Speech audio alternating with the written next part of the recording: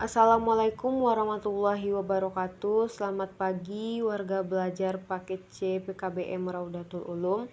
Hari ini kita akan belajar PPKN, yaitu masih pada di modul 4 unit 2 dengan materi Desa Nasionalis. Desa merupakan bagian dari nasionalitas dalam Negara Kesatuan Republik Indonesia. Maka dengan itu disebut sebagai Desa Nasionalis. Penjelasannya yaitu dalam hubungan antara pemerintah pusat dan pemerintah daerah, termasuk di dalamnya ada pemerintahan desa. Hubungan antara pemerintah pusat mencakup wilayah secara nasional dan pemerintahan daerah ditentukan oleh urusan pemerintahan yang dilaksanakannya.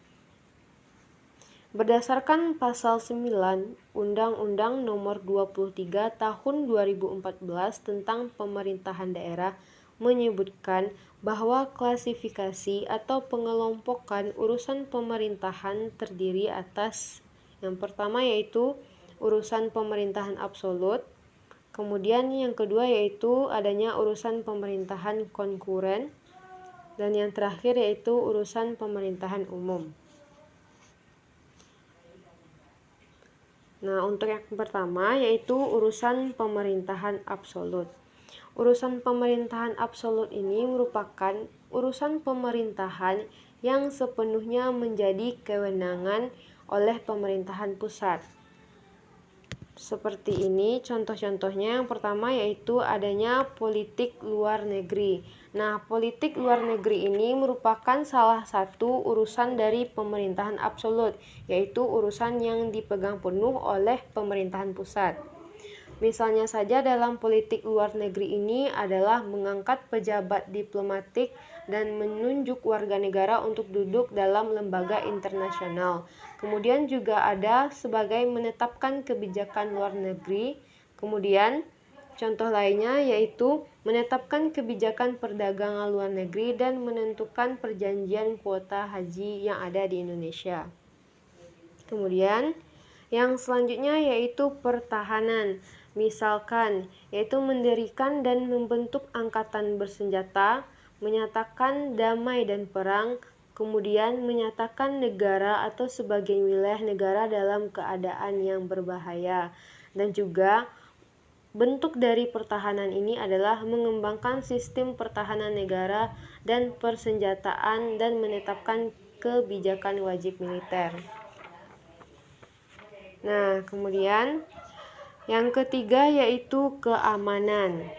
Misalnya mendirikan dan membentuk kepolisian negara, menetapkan kebijakan keamanan nasional, dan menangkap perilaku atau pelaku kriminal. Kemudian yang selanjutnya yaitu justisi. Justisi ini merupakan segala sesuatu yang berkaitan dengan peradilan atau kehakiman. Nah, contohnya adalah mendirikan lembaga peradilan, mengangkat hakim dan jaksa, mendirikan lembaga pemasyarakatan, kemudian adanya pembentukan perundang-undangan nasional. Kemudian yang kelima yaitu moneter dan fiskal nasional. Contohnya saja adalah mencetak uang, menentukan nilai mata uang, kemudian mengendalikan peredaran uang dan memusnahkan uang yang rusak. Itu merupakan tugas dari bidang moneter dan fiskal nasional. Kemudian yang terakhir adalah agama, misalkan menetapkan hari libur keagamaan, pengakuan terhadap keberadaan suatu agama, dan mengatur kebebasan beribadah bagi pemeluk agama. Nah, itu merupakan bentuk dari urusan pemerintahan absolut yang dipegang penuh oleh pemerintahan pusat. Kemudian yang selanjutnya yaitu urusan pemerintahan konkuren. Nah, urusan pemerintahan konkuren ini dibagi menjadi dua urusan. Nah, kewenangannya terdiri atas urusan pemerintahan wajib dan urusan pemerintahan pilihan. Nah, untuk urusan pemerintahan wajib ini juga terbagi menjadi dua bagian. Yang pertama yaitu urusan pemerintahan yang berkaitan dengan pelayanan dasar. Misalnya saja yaitu urusan dalam bidang pendidikan, kesehatan, kemudian dalam bidang sosial, ketentraman, dan ketertiban umum. Nah, kemudian yang selanjutnya yaitu urusan pemerintahan yang tidak berkaitan dengan pelayanan dasar. Nah, contohnya saja yaitu seperti tenaga kerja, pemberdayaan perempuan dan perlindungan anak. Kemudian adalah lingkungan hidup, administrasi kependudukan, catatan sipil, kebudayaan, perpustakaan. Itu merupakan dari urusan pemerintahan wajib yang tidak berkaitan dengan pelayanan dasar. Kemudian yang selanjutnya yaitu urusan pemerintahan pilihan.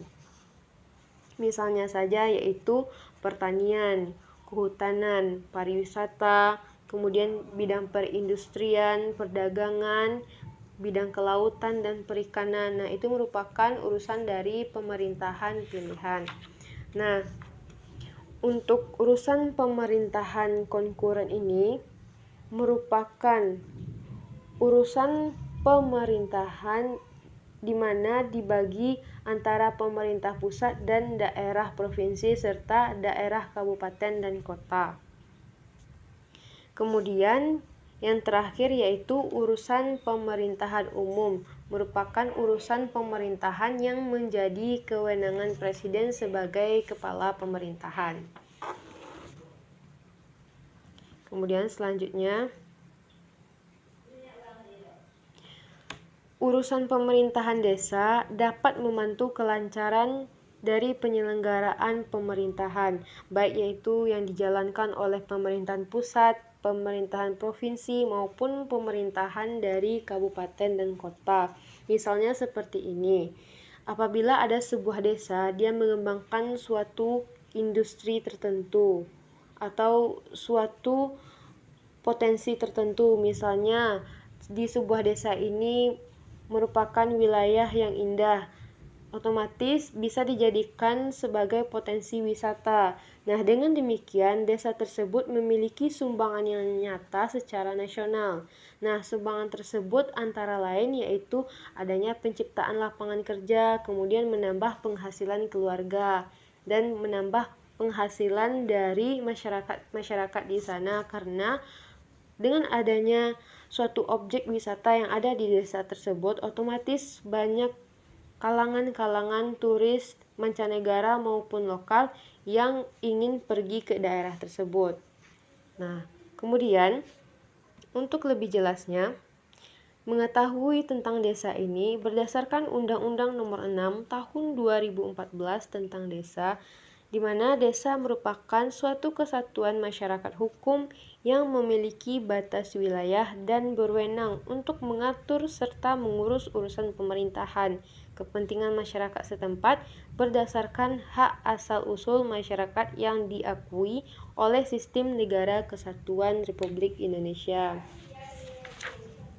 Nah, kemudian pemerintahan desa ini terdiri dari kepala desa dan perangkat desa sebagai unsur dalam penyelenggaraan pemerintahan desa.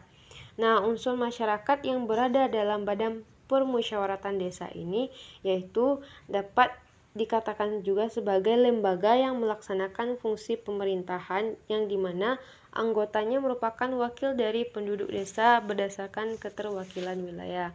Nah, jadi dapat disimpulkan pada materi hari ini bahwa desa juga mempengaruhi suatu pemerintahan pusat atau negara tersebut, di mana apabila desa memiliki potensi atau suatu adanya hal yang dapat mengembangkan serta dapat menguntungkan bagi negara, maka itu secara otomatis juga mempengaruhi seluruh pemerintahan, baik itu pemerintahan daerah, provinsi, kota, maupun pemerintahan pusat. Nah, untuk hari ini ada kuis, yaitu yang pertama, kuisnya cuma satu ya.